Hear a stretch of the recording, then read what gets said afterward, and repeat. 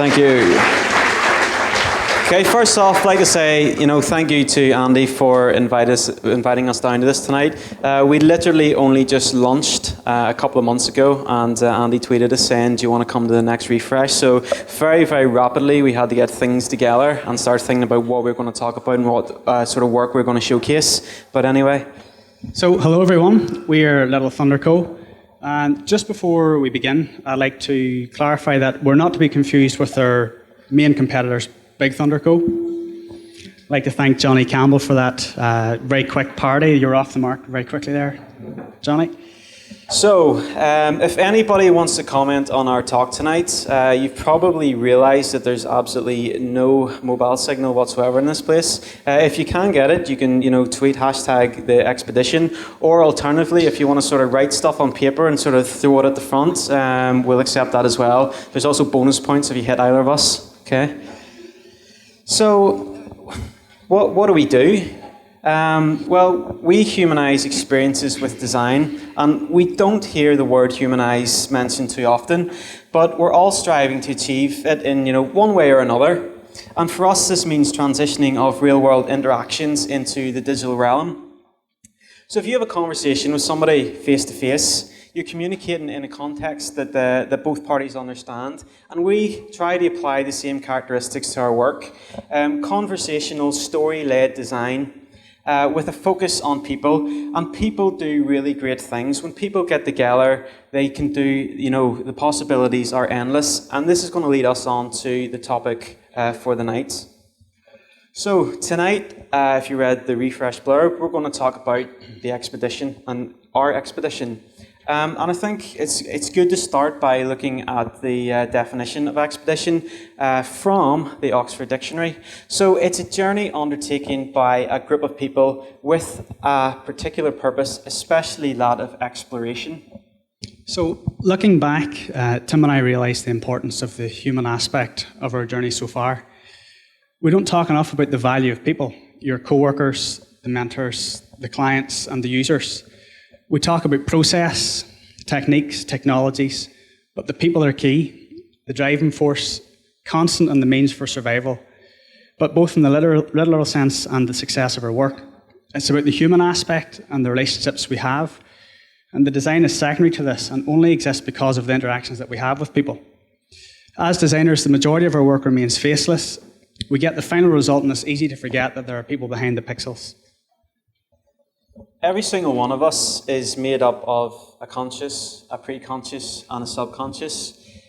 These are all experiences and habits and behaviours that have ultimately determined the type of people we are. It defines our personalities, our likes, our dislikes, and our mannerisms.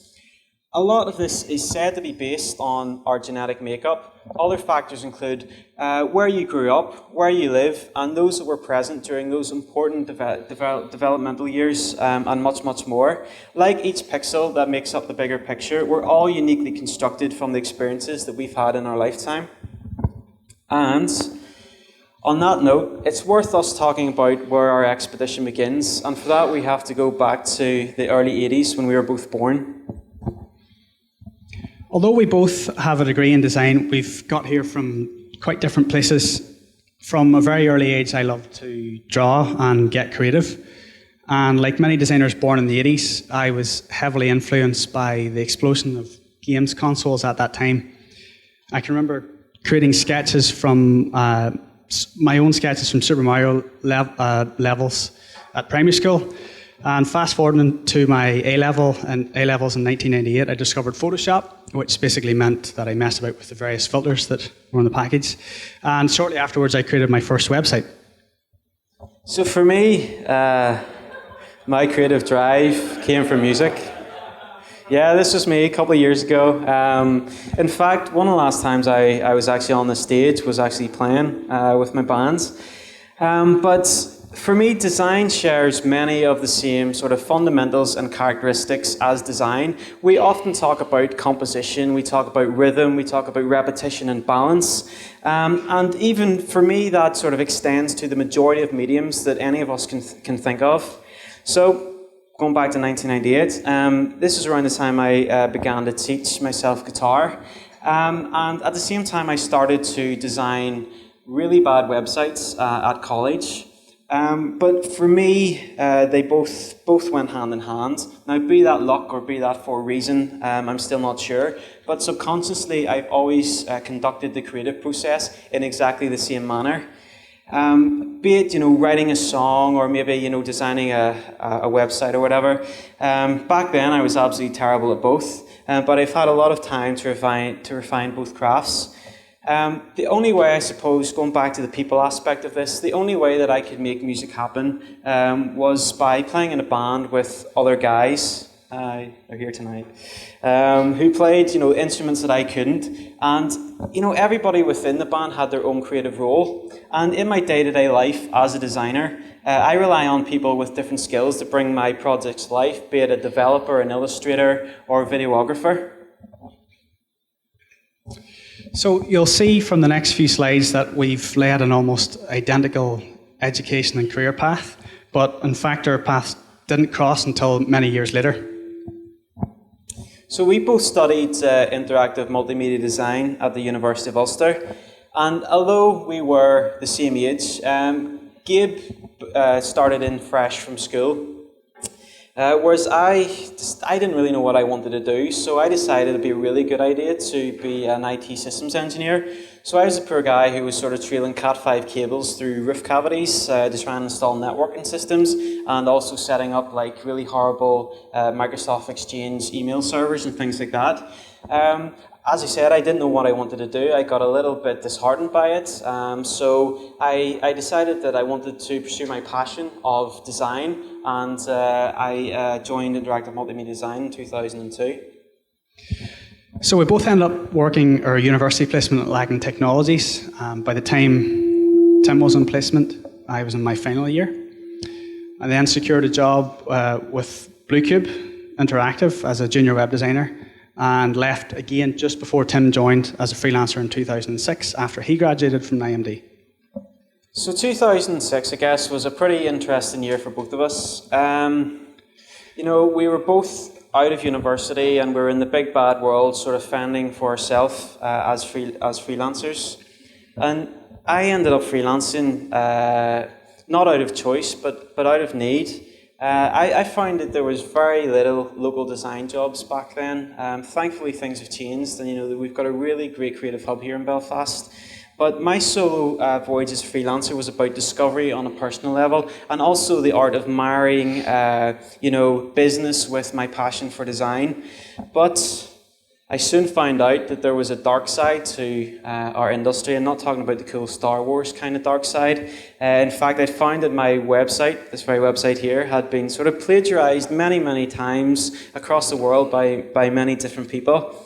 So some of you may know me as the guy whose website is constantly plagiarized, which actually spawned Johnny Campbell's parody earlier on of our Little Thunder website as soon as we launched. Incredible, Johnny. But Davy Hughes, is Davy in tonight? There he is. Davy Hughes said to me some time ago that I was probably the most plagiarized man in the world. There's a very good reason for that, which I'm about to show you. So this, as I said, was my site, and I ended up spending a lot of my time not designing, but sending out cease and desist letters to these people who had actually taken my work and plagiarized it and was passing it off as their own. So I've actually have had a pretty good success rate in getting them removed, but I'm going to sort of highlight a few sort of examples as we go on here. So this is me, and this is also Dave, and this is his cloud apparently. This is Dylan, he's from New Zealand. This is Julian, he's from France. This is Opcode Engine Team, and they're from Jakarta. This is Dima from Ukraine. And this is an interesting case, as you'll not believe this.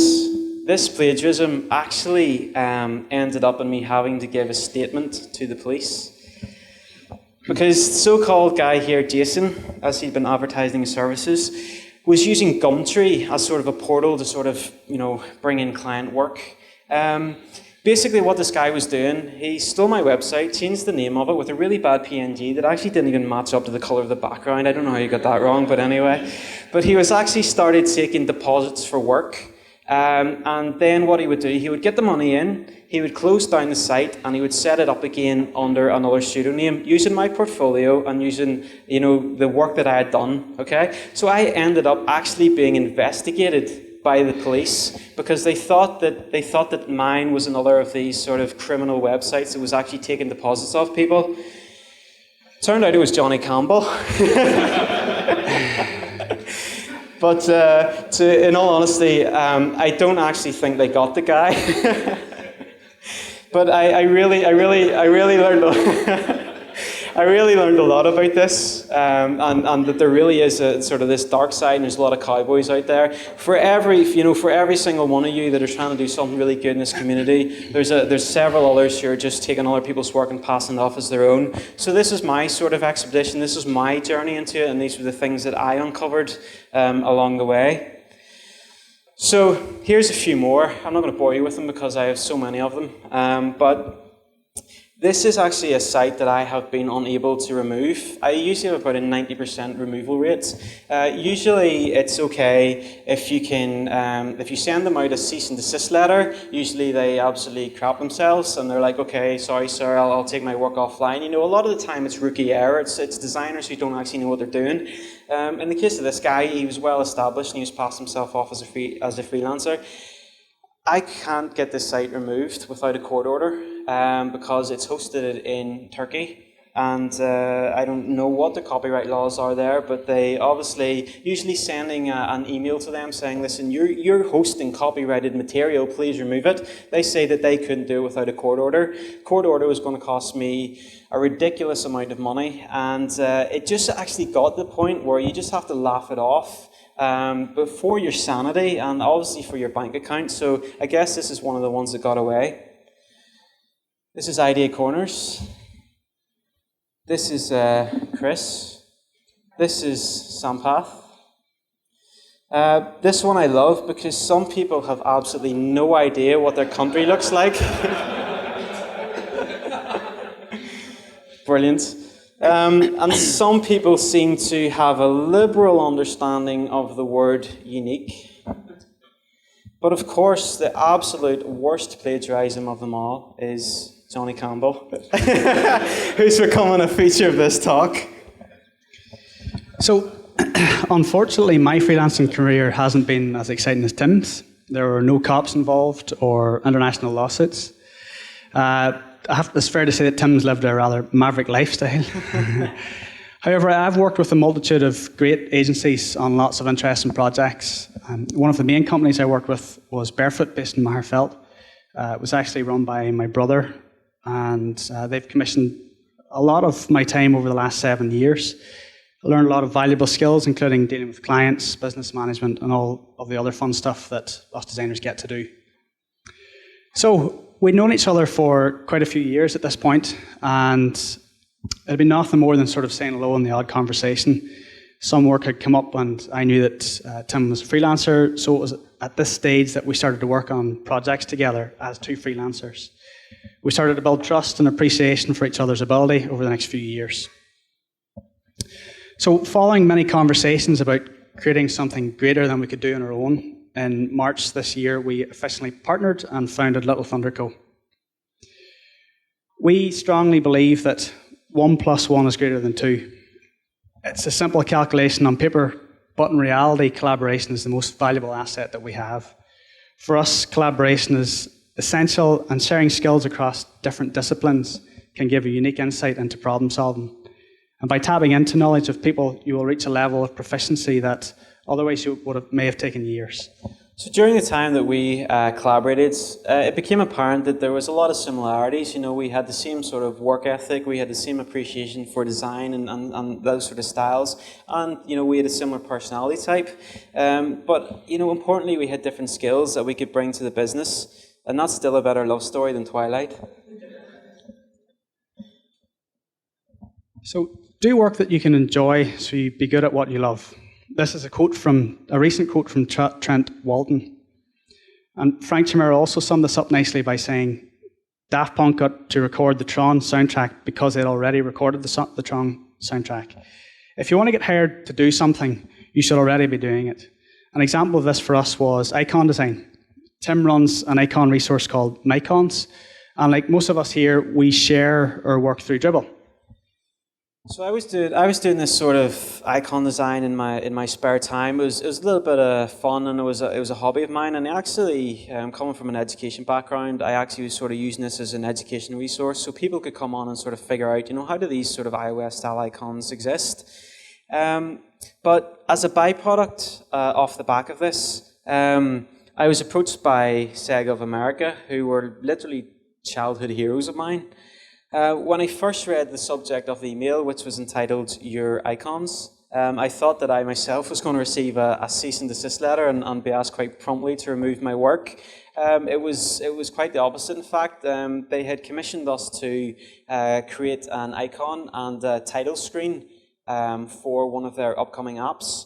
And now we have established that connection with them, and that relationship. And I really don't think that this would have happened had I not, gone off my own bat and created this icon.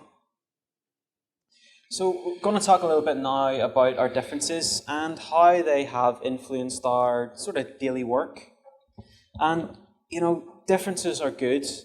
It gives each of us a unique perspective on a situation, and we encourage one another to pursue a particular path. So Tim and I are polar opposites when it comes to certain things. For example, quite often how we dress. Tim goes for comfort every time and tells me that his wife basically buys everything that he wears. It's not a lie. These in fact, what I'm wearing right now are probably my tightest jeans that I actually own. And these are probably the loosest trousers that I own as well. So more often than not, I would be wearing a very specific nerdy designer tee and skinny jeans that are arguably 2 sizes too small and also too short. Another example of this point from Trent Walton and Frank Chimera, where do work that you enjoy, is I have a particular interest in the production of authentic Irish clothing. So I went about creating this fictional brand, Tinker Tailor. Now, whilst we may not have landed a client in the fashion industry off the back of this, we have attracted like-minded clients who appreciate this style of creative that we otherwise may not have had the chance to do. And to us, this is really important, and we will continue to work on passion projects with the goal of attracting interesting projects and clients that are invested, that we are invested and interested in. And I guess, another difference between us is in our downtime, how we like to relax. And Gabe is a bit of a sports fan. He likes to do sort of crazy stuff like going swimming in locks at like minus 10 degrees in the middle of winter and doing all these sort of triathlete things, whereas I like to, sit in my room and jam and sort of compose songs and things like that. But, from this, we've been able to apply these interests into another creative output for our daily work. So we both bring different skills and interests to Little Thunder, and it's the marriage of these individual characteristics that fuel our creativity. Still a better love story than Twilight. And this naturally extends to the way we approach problems. We've all been there. There's sometimes that you've sat down, you've been working on something, you think that you've exhausted all the ideas, but then all you really need is, the vision, the unique perspective of somebody else to come along and look at that and say, listen, I think this is really good. Why don't we try this and take this in a new direction? And, that works both ways. And we're basically like breathing new life back into sort of old, exhausted ideas. So trusting others is an extremely valuable characteristic, but it has to be reciprocated. You have to completely trust the instinct of others in order to better yourselves and the business. So we were running a joke in the office that I'm constantly the pessimistic one and Tim's the optimistic one. So hopefully we have a balance in there somewhere. But if you think about it, we're building a business, and to that point, building something that we enjoy doing, and that allows us to explore our passions, but we'll also pay our mortgages at the end of the day and put food on the table. So there is a lot of pressure, but as they say, a problem shared is a problem halved, and that's the power of collaboration. I suppose I just wanted to talk a little bit about teamwork, because for us, this was the first time that we'd sort of come together. And one of the first things we did when we decided to form this partnership was we were going to get office space. Previously, I personally had been working out of my, my spare bedroom and stuff, as I'm sure a lot of people here do that. But sort of we moved in their office and we looked at it and we looked at the situation. We said that, okay, this office has been set up with the tables facing back to back. So actually, one of the first things we did was we moved them side by side. And, this helps our productivity and communication, and we can quickly look and sort of discuss ideas in this manner. So side by side in this literal sense is also sort of symbolic of a business partnership, and we like to sort of carry that through as our ethos of the business. So recently we've been able to cast the net a bit wider and expand our team. And last month we took on our first official employee, Michael McKeever. Not sure where Michael's at. Where are you at, Michael? There you are. So Michael's a very talented second-year interactive design student from IMD who is on board as our junior designer. Michael came in last Monday with a bit of a sunburnt face, so we thought it was quite fitting to give him a little bit of a sunburnt hue on his graphic there. We also, as well as employing people, we also have a close working relationship with who we call the Code Wizard, which is why he's got his phone out now. He's taking a vanity picture of himself. The Code Wizard, an all-around nice guy, Mr. David Turner, who we contract to work with us for a couple of days per week. We've known David for some time. We mentored him through, university and especially his final year, where he would sort of cry to me every single week and say, I can't do this. And I was like, believe, David, you can do this. But basically, he's become a key figure in our business, and basically he makes the pretty things we design come to life. So we also collaborate with lots of other individuals that we've built connections with over our careers, including programmers, designers, developers, artists, copywriters, photographers, and videographers. The one thing that we have in common with partners that have stood the test of time with us is that we're all like-minded individuals. So whether you collaborate with people, whether you employ people, whether you contract people, it's important that you're creating an atmosphere where anything can happen. And for us, it's really important that we have an environment where you can be yourself rather than just working to work. And I think a really inspiring example of this is Valve Software Studios. Valve use what they call a fluid workspace. Every single desk within their office is on wheels, which basically allows new teams to form around projects as needed. So instead of having, offices with sort of brick walls and separation and things like that, they use cables that can grow and shrink depending on what is necessary for a particular project. So this is a little bit of an extract from the Valve handbook that each employee receives when they start work. It says that, why does your desk have wheels? Think of those wheels as a symbolic reminder that you should always be considering where you could move yourself to be more valuable. But also think of those wheels as literal wheels, because that's what they are, and you'll be able to actually move your desk with them. You'll notice people moving frequently. Often whole teams will move their desks to be close to each other. There is no organizational structure keeping you from being in close proximity to the people who you'd help or be helped most by. I just really think that that's a really creative way and a really inspirational way to motivate your employees. So Facebook is another good example of encapsulating this spirit of collaboration. The content is driven by people both as users and employees, and it's the basis of their success. With each new member that joins the team, Facebook gave them the opportunity to contribute to the live site, be it an idea, a comment, or a line of code. This is a great way of onboarding the employee and making them feel part of the team. So a couple of years ago, somebody may have seen it, the BBC had an interview with Mark Zuckerberg, and the one thing that sort of stuck out in my mind was that there was this one emphatic employee that was so excited that he had just come on board and they had pushed live this tiny little bit of code. And he was going around, telling everybody that this is fantastic, telling his friends and families. I mean, everybody knows what Facebook is. Even your granny probably knows what it is. 1 billion users worldwide. And this little piece of code, he contributed to this whole massive thing that is Facebook, and he was just so excited about it. And as we said, that's just a fantastic way to inspire and motivate, the people you work with. And it is a fantastic way of onboarding them. So for us, as well as client work, we're also involved in quite a few in-house projects that hopefully will eventually monetize with the ethos of those being involved having a share in the profit from its success.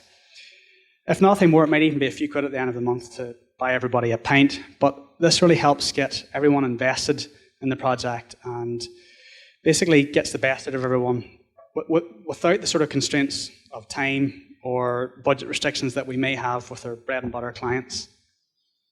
So I absolutely love this quote.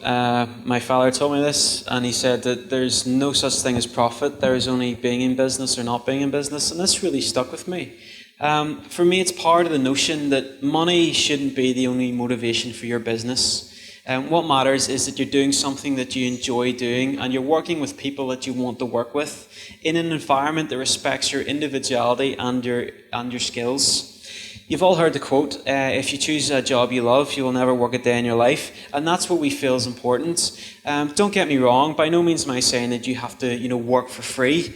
In fact, I'm saying the opposite of that. But turnover should not validate your existence as a business. And the people you work with and the work you're producing should. And as your business grows, you should be rewarding those people. And we'll talk a little bit now about taking risks and some of the things that we've done. We like to think that we have a good synergy and a good relationship with our clients. And I guess this diagram outlines a sort of typical interaction. So this is what we call the usual client relationship. Generally speaking, a client would commission us to do the project. So you all know the drill. You have the initial meetings, the face-to-face, if at all possible. You sort of throw around some of the ideas, the brainstorming sessions, the wireframes, etc., whatever discipline you're in. You do the work, you get sign-off from the clients, and then they pay you, and you don't see them again. You don't see them again unless they have all their work for you. But if a project is a massive success off the back of your design, you will see nothing more than your initial fee that you were paid to do that work. But that's just a fact of business. You were paid for your contribution, and it basically ends there. But sometimes there's an opportunity that occurs that can disrupt this model. And I'm sure every freelancer or studio has had one of these emails where some folk think that they've got the next big thing and they want you to buy into their vision, however vague or suspicious. And generally these people are fishing for free or low-paid work, but balancing the skepticism with optimism can sometimes uncover a real opportunity. I suppose I have we have a good example of this. Recently we got contacted asking, where were you available for work? They've had this amazing idea. It was going to be amazing. And we were like, yeah, okay, well, it's worth an email back to sort of see what that is. So they said that they basically wanted to create Music Magpie except for used clothes. So I said, okay, well, they've already sort of taken that market, but we'll have a look anyway. So they said, but we're on a tight budget. So emailed back, what's your budget? Got an email back, £150. And we were kind of like, okay, the magnitude and the amount of work that's involved in that is just going to be, you're going to need a lot more money than that. But there was all this promise of, there's going to be, if you do it for this price in the future, this is going to be massive, it's going to be really, really big, and, there's going to be loads more work in it. We've all heard this story before. But I guess sometimes if a really good opportunity comes up, it is worth taking the risk. And this is one of the ones that we're going to tell you about. So we were in the fortunate position to meet some really interesting people with a fantastic opportunity. Originally, there wasn't much of a budget to begin with, but we felt so strongly about their idea that we bought into the business through our work. The company is called Metal Rhino, and this is the brand that we came up with. Now, Metal Rhino is handmade equipment for individuals that practice functional fitness or CrossFit, if anybody's heard of that. And it's made here in Belfast. So we've taken on all of the design work from branding and product placement to even down to sort of t-shirt design and of course the website. And this is all based on a percentage of the profit from the sales. So this is a sample product, which code name is the Rhino. This is real equipment for athletes who are interested in raw strength and conditioning, or as Tim likes to put it, primal brutality. So an important point to note is that these guys aren't selling 200 products. They're focused on making 10 or 12 pieces that they make better than anyone else in the market. The production of the equipment was also exciting for us because we're directly involved in that. An example of that is where we were instrumental in the colour of the equipment. We came up with the style guide that the primary colour was grey, which is reminiscent of a rhino. And we also consistently set the handles to be black so that it was a visual indication of where you place your hands, just in case anybody didn't know. So, I'm not sure how many of you here have sort of ever discussed brand placement on fitness equipment. I know that we certainly hadn't, and it was certainly something that was new to us. But it's not often you'll sort of catch us with, going down to somewhere with a measuring tape and sort of taking photographs of that. But this is a way that we went. We didn't know how to do this. We were making this up as we went along. We were like, how do we get this brand onto this, onto this equipment? So we went down. We got a measuring tape. We took a few photos and we took that back. We put the dimensions of this in the Illustrator, and then we were able to send that off to the printer. I have absolutely no idea if that's the proper way of doing it, or if I'm going arse about face, but it worked for us, and this is how we ended up actually photoshopping to the exact dimensions onto these images. A representation of what the branding would look like on this equipment. And there are a lot of dedicated people making this project happen, and the core team consists of Ryan, who likes to call himself the talent coach. He's the guy who's bringing all these people with the required skills together. There's Scott Brady, who's a personal trainer, and he just has an incredible knowledge of this fitness arena. And there's Ryan, number 2, who is just a phenomenal craftsman, and he's the guy who actually makes this equipment. But in addition to this, we've assembled a core team of passionate folk who are also, as invested in the project as we are. And we've also brought in people ourselves, including Richard Trainer from Red Sky and I, to help with the photography, which we feel is just an absolutely invaluable part of this project. So this is Scott, aka the Professor, and he's basically, this guy is as well as being an absolute tank, is a professor in biomechanics and nutrition, has a background in nutrition. And this is Marianne. Marianne is a Twitter and YouTube fitness guru with a sort of crazy amount of hits on every video that she releases, with I think at least 20,000 on every one. And she's also aligned herself with Brett Contreras, who is a very well-known blogger in the functional fitness arena.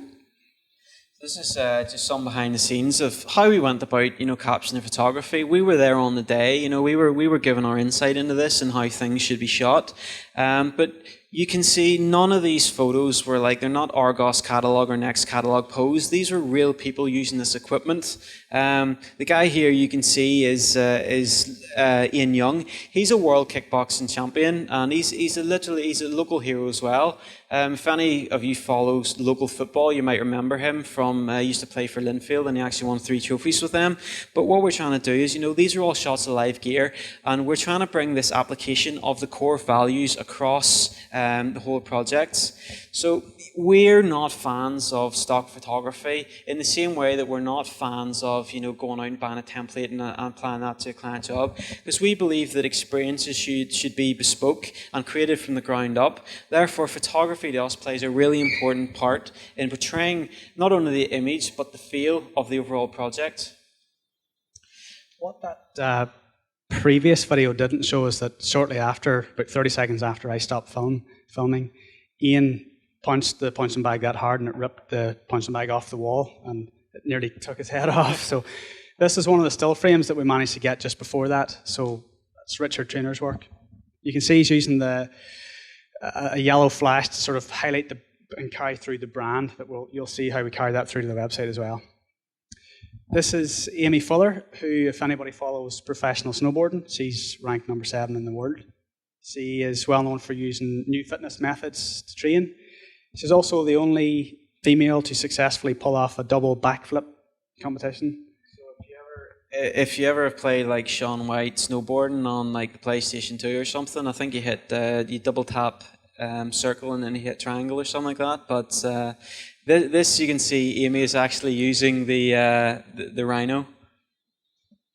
And hopefully from this you're able to see that there's a lot of dedicated people making this project happen, and what we love about it is the raw handcrafted approach of Metal Rhino and the fact that they're doing something different, but not only that, they're doing it right here in Belfast. This project in particular is about selling a vision, and it's about selling a lifestyle that's been created by these local athletes that are highly regarded as local heroes. So this is neither for the high-end market or the low-end market. The secret is identifying an area of growth and getting a team who are passionate about the product. Ryan likes to call this the Boojum effect, which is basically guys in business suits are queuing next to guys in tracksuits, to get their burritos. And it is the all-encompassing mid-market. So we also designed T-shirts, as you can see, worn by Scott. Being completely honest, this was an extremely last-minute thing, and we pulled them together in about 10 minutes, but they turned out not too bad. And once again, we played on the Belfast aspect, and this married well with the primal beast idea that we have and that we're using as the tagline.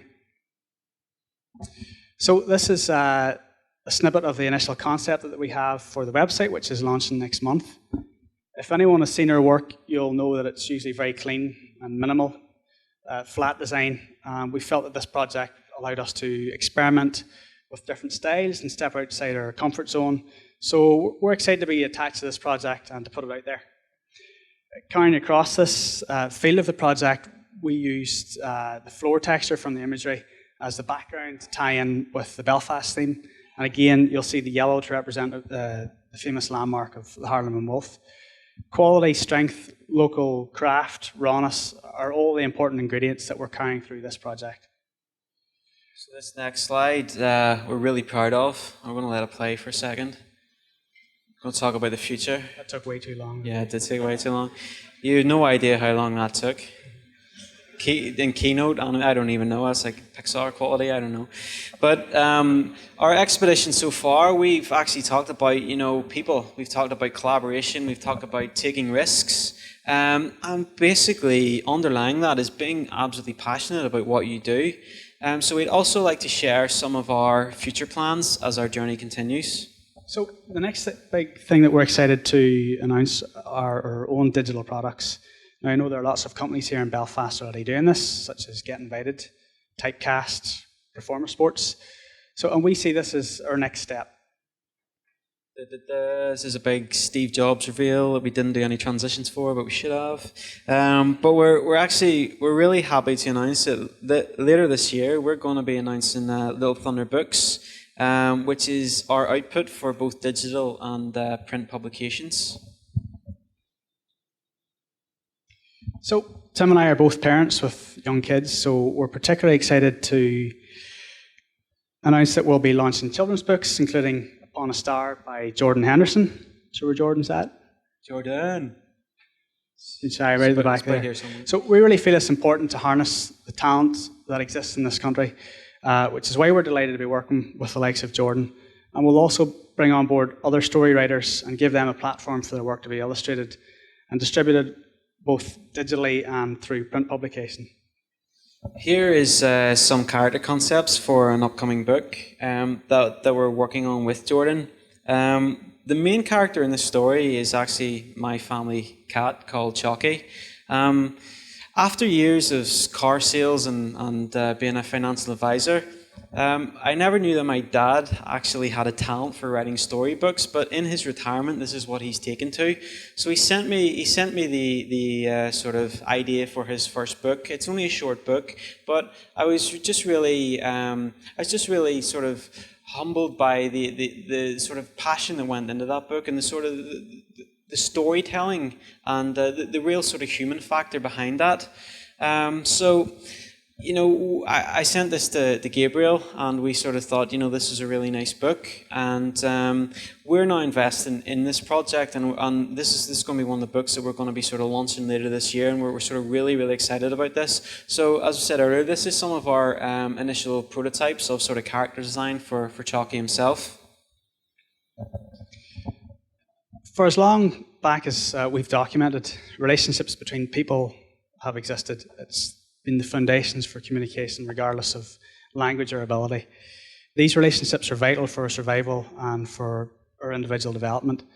Work has been created by people in collaboration with people for the purpose of serving people. And without these people, there would be no such thing as business. You know, people are our strongest asset and our strongest resource, and they are the intelligence, they are the skill, they are the decision makers, they are the energy behind the success or even the failure of an idea or a product. And companies like Apple and Google are known for their innovation and the quality of their products, but it's the people who come up with the ideas. They're the people who are developing these services that we all know and love, and they decide how to handle challenges. We're all innovators. So the most important point that we've learned from our expedition so far is that the best thing about working should be the people that you work with. Thank you.